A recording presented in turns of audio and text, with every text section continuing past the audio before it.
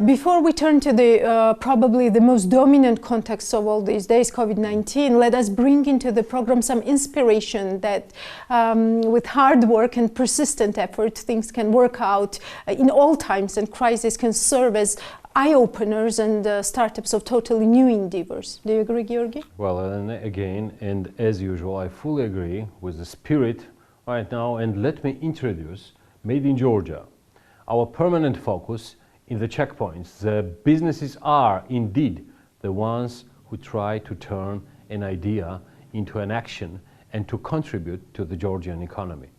Gocha Ghaghashvili, founder of Civis Kveli, started his business after the 2008 crisis with making Georgian cheese Sulguni at home. Today, different types of cheese he makes have reached over 200. His philosophy of doing business is that a business without a fresh approach and attitude is doomed to fail. Such philosophy has taken Civis Kveli to different markets in the US, Dubai and China. Salome Jibashvili, as usual, found a new voice of Georgian business for the checkpoints.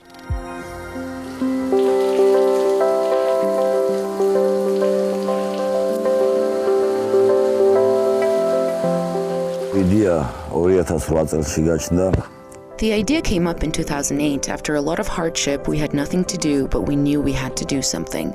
So we started home-making cheese with a small amount of milk. In 2 years, we saw that this business had a future. Today, as you can see, we have about 40 employees. We were not financially pampered. The first investment was in the amount of 50,000 lari because we had a mission to meet the requirements of the Georgian legislation. We started with one type of cheese, Sulguni, then came up with different ideas. So today we make 8 types of cheese and we have up to 200 varieties.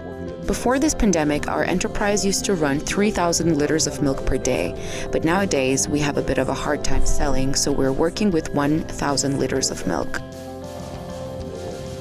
We have had this name Civis Kveli since 2010.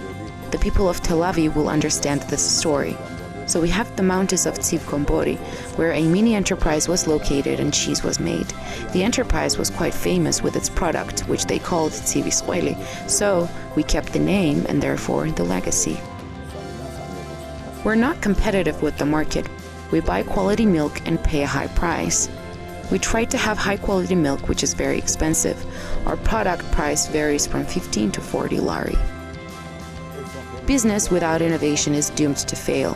So we try to add something new to our business every year.